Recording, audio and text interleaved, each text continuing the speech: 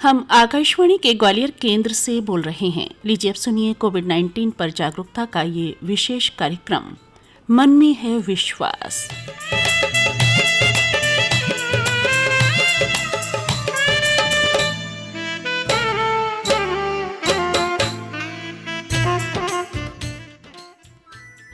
कार्यक्रम के सभी श्रोताओं को आभा गुप्ता का नमस्कार।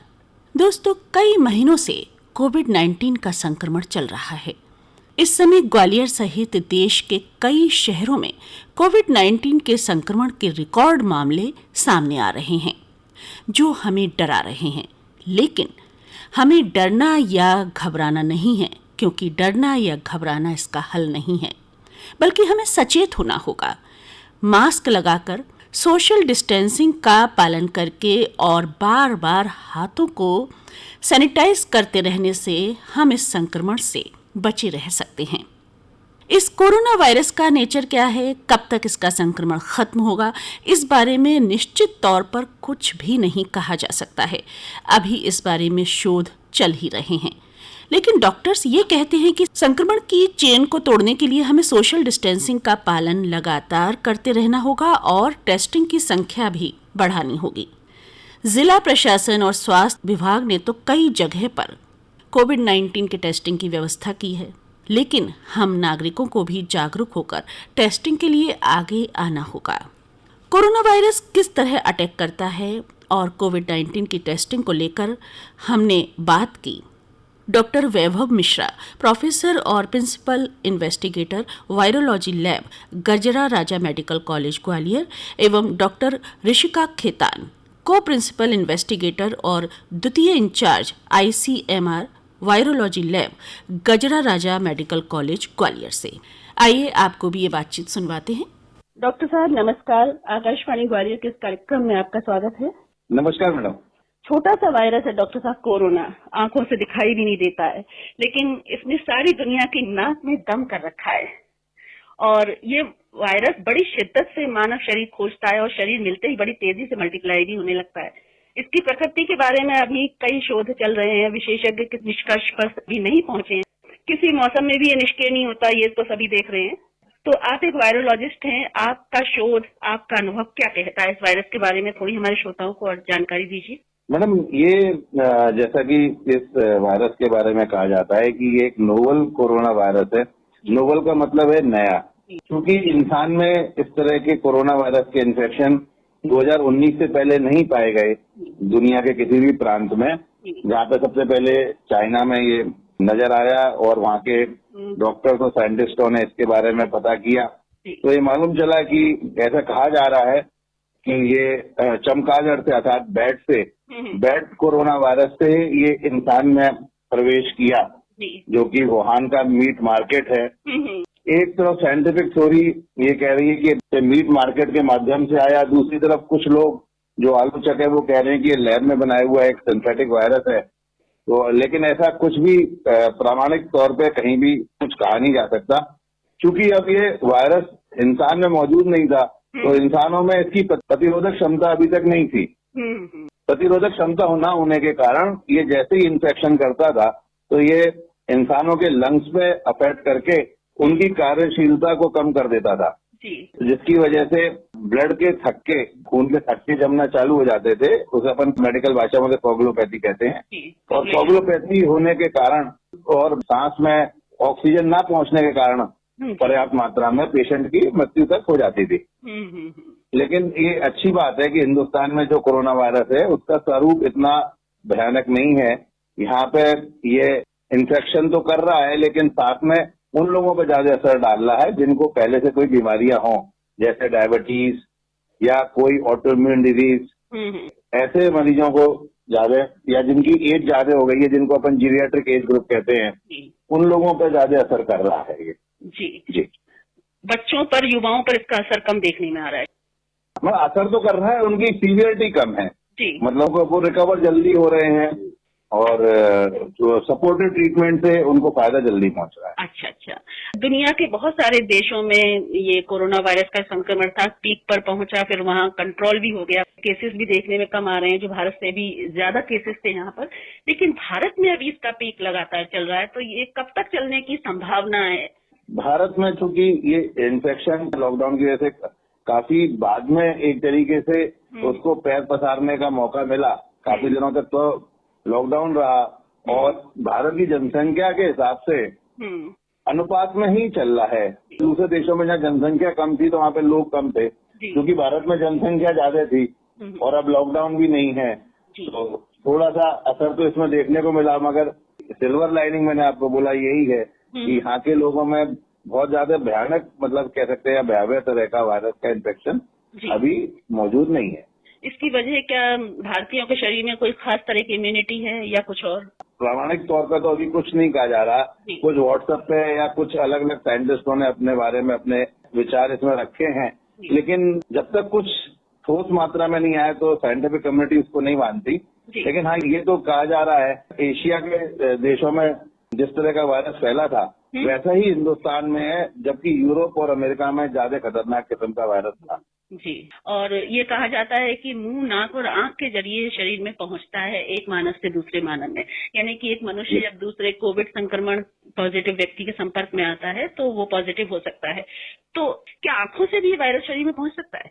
कुछ ऐसा शोधों में आया है कि कंजक्टाइवा सीक्रेशंस में कंजक्टाइवा पे रहा है, लेकिन चूंकि अभी देश की शीर्ष संस्था जो कि इस वायरस के ऊपर काम कर रही है ICMR, उसने उससे बहुत ज्यादा स्टडीज करने की अलाउड नहीं, मतलब उसकी परमिशन नहीं दी है। अच्छा। लेकिन फिर भी यहाँ पे भी म्यूकोजा है, म्यूकोजा लाइनिंग है जो कि अपने रेस्पिरेटरी ट्रैक्ट में होती है या आंख के नीचे होती है कंजक्टाइवा में, वहां से जाने की संभावना तो किसी भी वायरस की रहती है, क्योंकि आप उसको देख तो सकते नहीं है, ये सब माइक्रोस्कोपिक पार्टिकल होते हैं। जी बिल्कुल, तो आंखों से भी एक संभावना बनती है। संभावना है, लेकिन अभी प्रामाणिक तौर पे तो ज्यादा कुछ कहा नहीं गया है। तो ये जरूर कहा गया है कि गॉगल्स पहनने वाले थोड़े उसमें प्रोटेक्टिव रहते हैं। अच्छा, तो ये निष्कर्ष निकाला है शायद आंखों के जरिए भी पहुंच सकता है। अच्छा, बार बार हाथ धोने के लिए कहा जा रहा है, हाथों को सैनिटाइज करने के लिए कहा जा रहा है, मास्क लगाने के लिए कहा जा रहा है, तो ये किस तरह से प्रोटेक्ट करते हैं इस वायरस से? मास्क लगाने से सबसे मेन चीज है कि अगर आपका वायरस है तो अगर आप कभी खांसते हैं या आपके ड्रॉपलेट निकलते हैं वो आपके ही मास्क के अंदर होके रह जाएंगे, इसलिए मास्क लगाने को कहा जा रहा है। आप कोई चीज छूते हैं और आपको पता नहीं चलता कब उसको अपने आप मुंह के पास ले गए या आंख के पास ले गए, इसलिए आपको बार बार हाथ धोने के लिए कहा जा रहा है। और ये भी कहा जा रहा है कि सिर्फ साबुन से हाथ धोएं, उससे भी काम चल जाता है, क्योंकि ये वायरस के ऊपर एक लिपिड एनवेलप होता है जो कि साबुन की वजह से वो डिस्ट्रक्ट हो जाता है। और इस वायरस के बारे में थोड़ा सा हमारे श्रोताओं को जानकारी दीजिए, क्योंकि इस समय खासकर हमारे शहर ग्वालियर में वायरस का संक्रमण बहुत तेजी से फैल रहा है। ग्वालियर शहर में अब चूंकि सभी लॉकडाउन नहीं है, सारी गतिविधियां व्यावसायिक या चालू हुई है शैक्षणिक गतिविधियों को छोड़ के, तो अब चूंकि लोग बाग इससे पहले अपने अपने घरों में बंद थे, उनका एक्सपोजर नहीं था, लेकिन अब उनका एक्सपोजर आपस में होना चालू हुआ है। तो जैसा भारत सरकार भी कह रही है, मध्य प्रदेश शासन भी कह रहा है कि अपन सोशल डिस्टेंसिंग का पालन करके और अपनी पर्सनल प्रोटेक्शन को अपना के इस वायरस के संक्रमण से बचा जा सकता है। वही ग्वालियर के निवासियों के लिए इम्पोर्टेंट मैसेज है कि वो इस चीज के बारे में जाने और अपनी समझ से इस पर काबू पाए। बिल्कुल, एक जगह इकट्ठे ना हो, सोशल डिस्टेंसिंग का पालन करें, सामाजिक कार्यक्रम करें लेकिन कम लोगों के साथ करें, ज्यादा बड़ी जगह में करें। ये सारी चीजों को फॉलो करते हुए वो संक्रमण पर काबू पा सकते हैं, क्योंकि जान है तो जहान है। अभी ये श्राद्ध पक्ष खत्म हुआ है तो अधिक मास शुरू हुआ है, और इस मास में कहा जा रहा है कि खरीदारी का बहुत योग है, तो लगता है कि बाजार में भीड़ भी बढ़ेगी ऐसे में, क्योंकि सभी लोग चाहेंगे कि इस मौके का फायदा उठाएं। अगर खरीदारी का कोई योग है तो खरीदारी करें। तो लोगों से आप क्या कहना चाहेंगे? लोगों से तो एक ही कहना है कि इम्पल्सिव खरीदने की जरूरत नहीं है, कि वो बहुत ज्यादा जिसकी आवश्यकता नहीं है अपन आज उसके लिए खरीदारी करने जाएं, और ऐसे समय पे भी जाने की जरूरत नहीं है जो अपने को मालूम है कि सभी लोग उसी समय के हिसाब से खरीदारी करने जाएंगे। जैसे सभी लोग शाम को जाना चाहते हैं क्योंकि शाम को रिलेटिवली थोड़े फ्री होते हैं अपने कामों से, तो जिन्हों को थोड़ा सा ये एरिया वाइज और बाजार के हिसाब से प्रशासन को समय बांट देना चाहिए कि इसमें समय पे दुकानें खुलेंगी, और ज्यादा समय देना चाहिए दुकानें खुलने का, कि ताकि लोग उस समय में बार बार ना जाएं। ज्यादा समय में कम लोग रहेंगे तो निश्चित ही संक्रमण पे कम होगा। जी डॉक्टर साहब, जिला प्रशासन और पुलिस प्रशासन दोनों ने व्यवस्था की है कि मार्केट पर भीड़ पर अंकुश किया जाए और इसके लिए अलग अलग जगहों पर अलग तरह से व्यवस्था की जा रही है ताकि भीड़ इकट्ठी ना हो।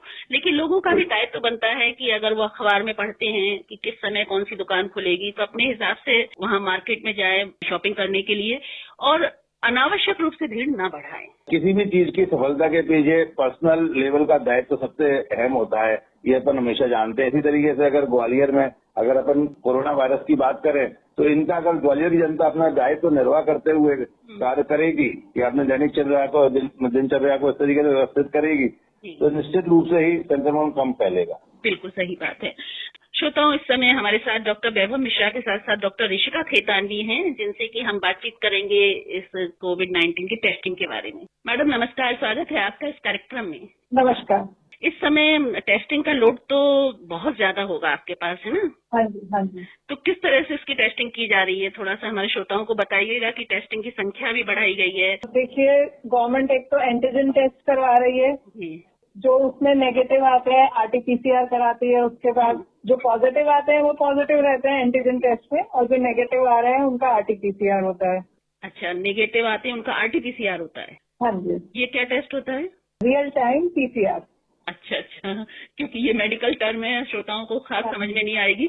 तो कब उन्हें कौन सा टेस्ट करवाना चाहिए, इसकी जानकारी आप दीजिए थोड़ी सी। एक तो क्या होता है, जिस पेशेंट को सिम्टम्स हैं, फीवर क्लिनिक चलते हैं, जैसे जिला प्रशासन अपने यहाँ सारे डिस्पेंसरीज में चलाती है, जेएच में कोल्ड ओपीडी चलती है, वहाँ जिनको सिम्टम्स हैं वो लोग देते हैं अपना सैंपल।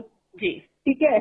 और जो फर्स्ट कॉन्टैक्ट आते हैं, जिनके घर में ऑलरेडी पेशेंट्स निकल चुके हैं, उनके जो कॉन्टैक्ट्स हैं उनके, तो उनके सैंपल्स लिए जाते हैं। अच्छा, तो वो आते हैं फीवर क्लिनिक पे, तो पहले वहाँ उनका एंटीजन टेस्ट होता है, जो पॉजिटिव है वो पॉजिटिव है, और जो नेगेटिव होते हैं उनके लिए फिर आरटीपीसीआर किया जाता है। अच्छा, यानी कोई भी संभावना बनती हो अगर कोविड-19 संक्रमण की तो पता चल जाए इस टेस्ट के बाद। हाँ। इस समय जो केसेस आ रहे हैं उसमें वायरस उसी तरह से अटैक कर रहा है जिससे कि 3-4 महीने पहले कर रहा था, या कुछ लोगों में सिम्टम्स अलग दिख रहे हैं? हाँ, अब क्योंकि ज्यादा फैल रहा है तो लोगों में सिम्टम्स भी आ रहे हैं। पहले तो लॉकडाउन था तो था ही नहीं इतना। अच्छा, स्पेशली एल्डरलीज में, जी, जो बड़े बूढ़े हैं, ऑलरेडी कॉम्प्रोमाइज्ड हैं, उनमें।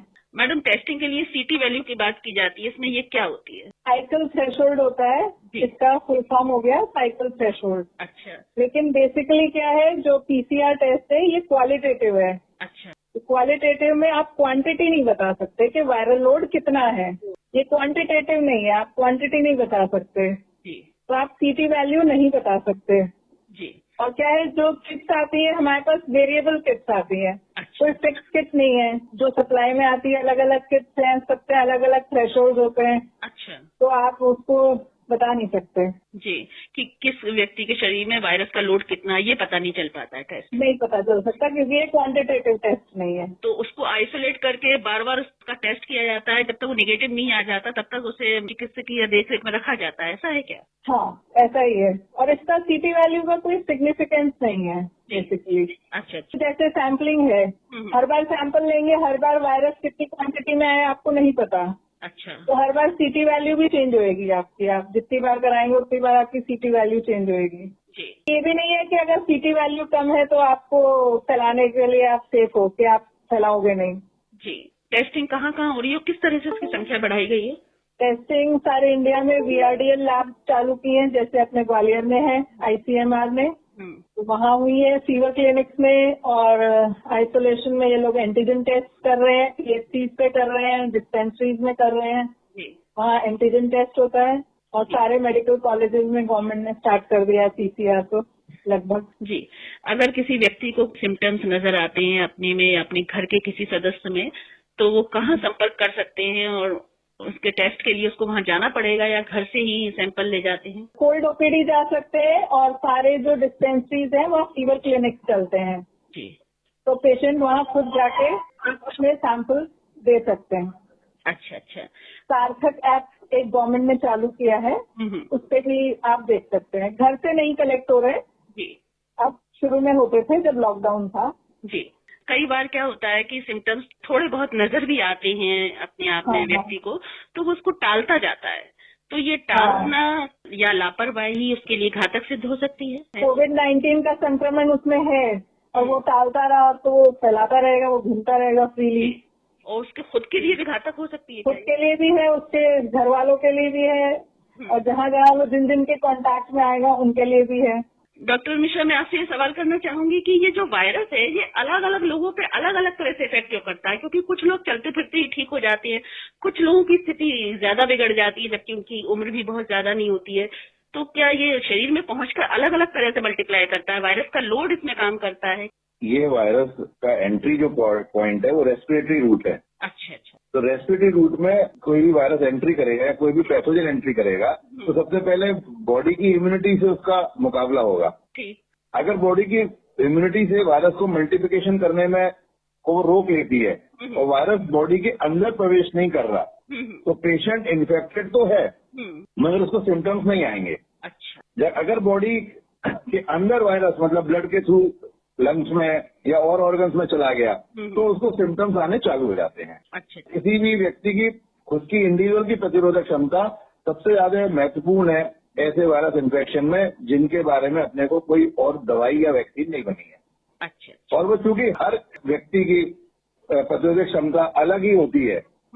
एक एथलीट होगा उसकी प्रतिरोधक क्षमता अलग होगी, एक बच्चे की अलग होगी, एक बुजुर्ग की अलग होगी, महिला की अलग होगी। घर में अगर 4 लोग हैं तो 4 लोगों की अलग अलग होगी। और इसी तरह से वायरस चारों पर इसी तरीके से वायरस अपना प्रारूप दिखाएगा। जी। अच्छा अच्छा। मैडम ने बताया, डॉक्टर ऋषिका केतान ने, कि जिन लोगों को लगता है कि उनको इन्फेक्शन है तो मध्य प्रदेश शासन ने फीवर क्लिनिक्स चालू किए हैं जिला प्रशासन के सहयोग से, जिनकी जानकारी वो सार्थक ऐप पे जाके ले सकते हैं। और फीवर क्लिनिक में जाएंगे, वहाँ पे वॉक इन है, फ्री है वो। उनकी टाइमिंग्स 8 बजे से लेके 8 बजे तक की, उसकी सुबह से लेके रात के शाम के 8 बजे तक की टाइमिंग्स है। अच्छा। वहाँ पे जाके डिपेंडिंग उनकी सीवियरिटी को देखते हुए उनका टेस्ट का क्लासिफिकेशन वहाँ के जो डॉक्टर हैं वो करेंगे कि अगर सीवियर ज्यादा होगा तो तुरंत एंटीजन टेस्ट करेंगे, अगर सीवियरिटी उसकी कम होगी तो उसका आरटीपीसीआर सैंपल के लिए हमारी वायरोलॉजी लैब में ये भेजा जाएगा। ठीक है। एंटीजन टेस्ट का रिजल्ट उसको उसी वक्त मालूम चल जाता है और आरटीपीसीआर का रिजल्ट उसको नेक्स्ट डे मालूम चल जाता है। यानी कि जिला प्रशासन ने और स्वास्थ्य विभाग ने पूरी व्यवस्था की है। लोगों को थोड़ा जागरूक होना पड़ेगा, इस वायरस के बारे में जानकारी भी रखते हैं, लेकिन फिर भी अगर उन्हें लगता है कि वो कोविड-19 से संक्रमित हैं या हो सकते हैं तो इन फीवर क्लिनिक पे जाकर संपर्क कर सकते हैं। बिल्कुल ठीक है। और इम्यूनिटी बढ़ाने के लिए क्या किया जा सकता है, थोड़ा सा हमारे श्रोताओं को बताइए। मतलब इम्यूनिटी के लिए जैसा कि सारे दैनिक न्यूज़पेपर एवं राष्ट्रीय चैनलों पे भी बताया है कि व्यायाम, योग एवं अच्छा बैलेंस भोजन बहुत जरूरी है। इम्यूनिटी इसी चीजों से आपकी बढ़ती है कि आप नियमित दिनचर्या अपनाएं, लगातार नियमित एक्सरसाइज करें और ऐसी चीजों से परहेज करें जिससे आपकी इम्यूनिटी डाउन होती है। कोई भी व्यसन से भी इम्यूनिटी कम होती है। मैडम बिल्कुल सही बात है। फेफड़ों पर असर करते हैं जैसे सिगरेट, तो उससे आपकी इम्यूनिटी कम होगी। किसी भी व्यसन से दूर रहें, नशे से दूर रहें। डॉक्टर साहब, एक बात और आपसे पूछना चाहूंगी। आजकल इंटरनेट पर, कुछ वेबसाइट पर भी और अखबारों में, पत्रिकाओं में भी इम्यूनिटी बढ़ाने के लिए कई दवाएं दी जा रही हैं, कुछ प्रोडक्ट के विज्ञापन आते हैं। तो लोगों को लगता है कि अगर हम ये प्रोडक्ट खरीदकर इसे खाएं लगातार अच्छी मात्रा में तो हमारी इम्यूनिटी बढ़ जाएगी, या कोई गोलियां होती हैं, कभी कैप्सूल होती हैं। तो इस बारे में आप क्या कहना चाहेंगे? मतलब देखिए, थोड़ा बहुत प्रारंभिक रूप से वो इम्यूनिटी बढ़ाएं जब तक आप उनका सेवन कर रहे हैं। ये तो संभव हो सकता है क्योंकि ऐसी कोई साइंटिफिक कोरिलेशन वाली स्टडी अभी तो हुई नहीं है।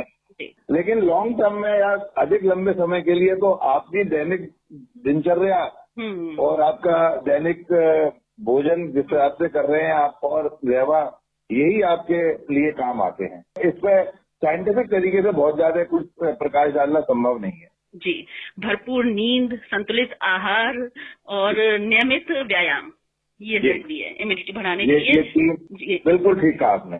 क्या है, किसी भी उम्र वर्ग के लोग?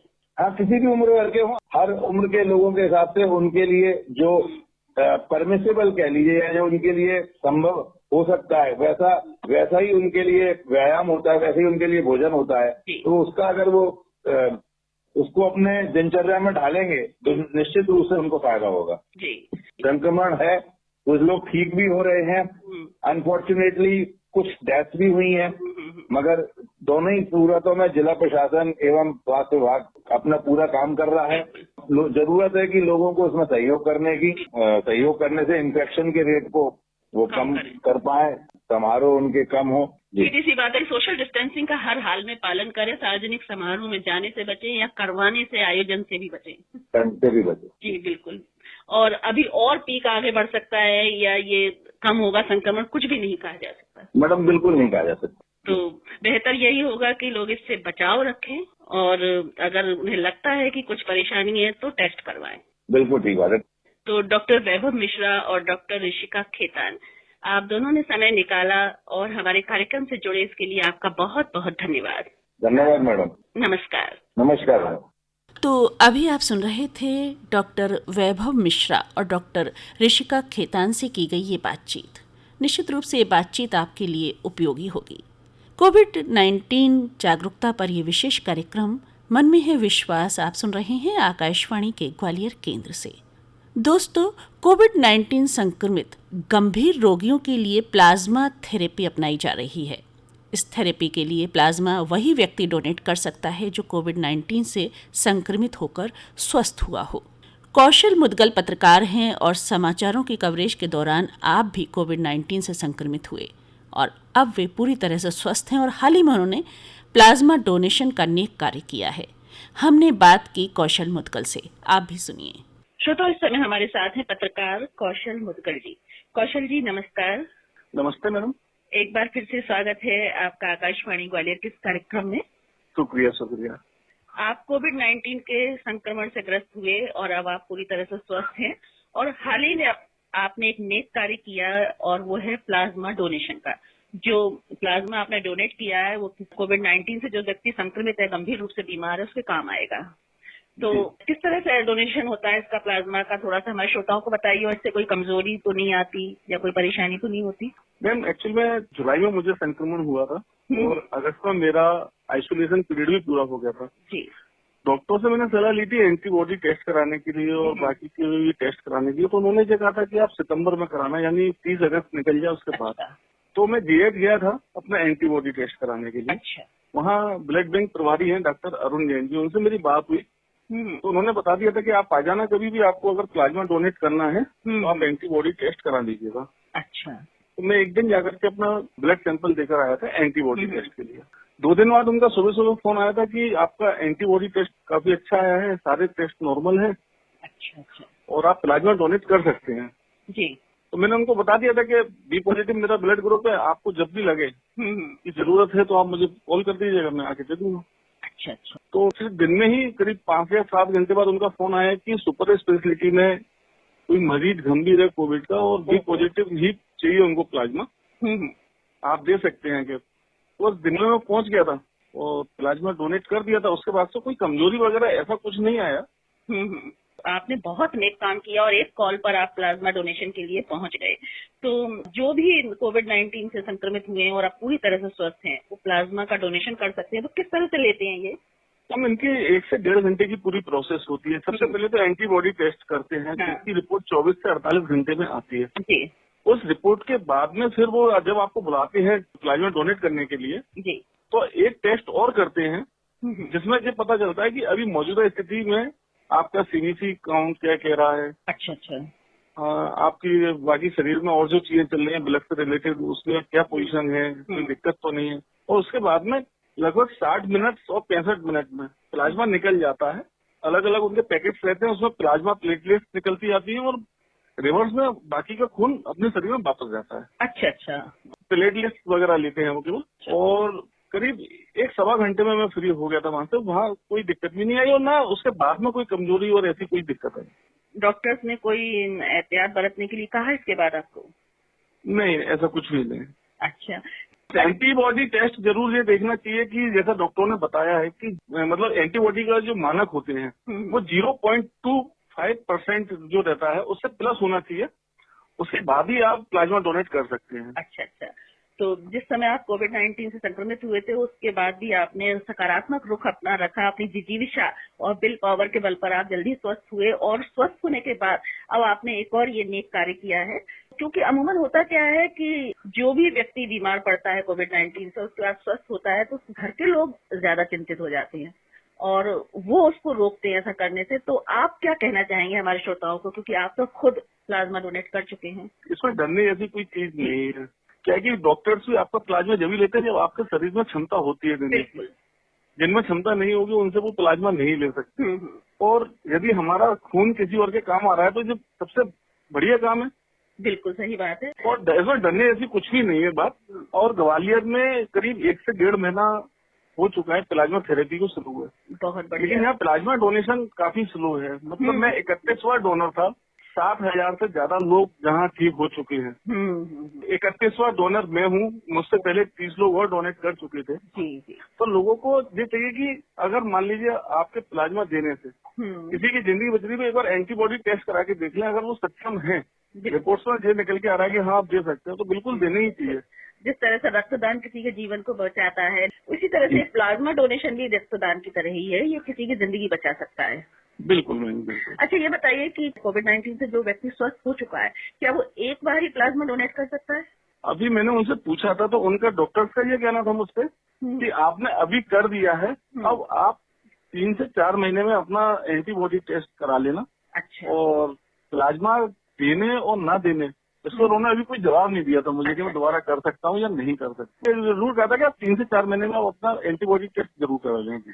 आपने जो प्लाज्मा डोनेट किया तो उससे किसी एक व्यक्ति की थेरेपी होगी या ज्यादा की भी हो सकती है? ऐसी आइडिया नहीं है, लेकिन अभी तक ये सुनने में आया वो एक ही के लिए आया है। अच्छा।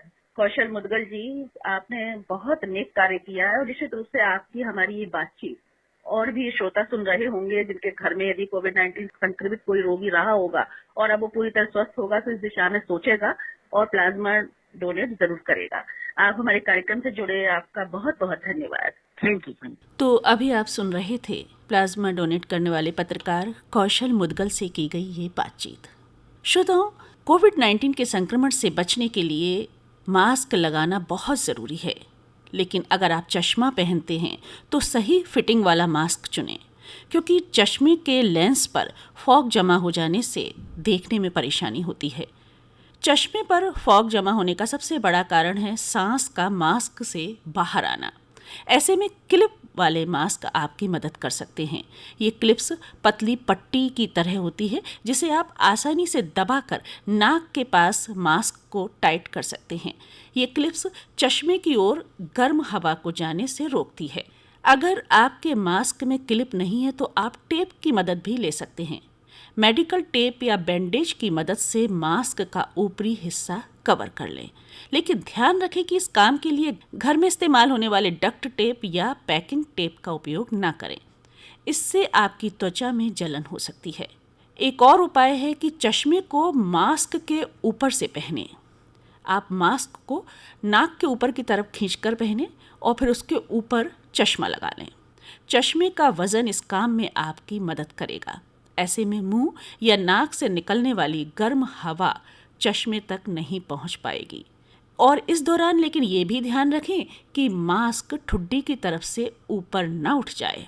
एक और उपाय ये हो सकता है कि मास्क के नीचे टिश्यू पेपर का टुकड़ा रख लें। अगर आप टिश्यू को मोड़कर मास्क की क्लिप के नीचे रखेंगे तो ये नमी को सोखने में मददगार साबित हो सकता है।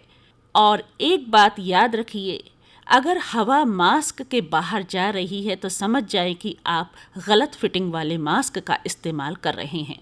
और ऐसे में सही मास्क को चुनें ताकि कोविड-19 के संक्रमण से बचे रहें। और दोस्तों, अब घड़ी इशारा कर रही है तो अनुमति दीजिए आभा गुप्ता को। नमस्कार।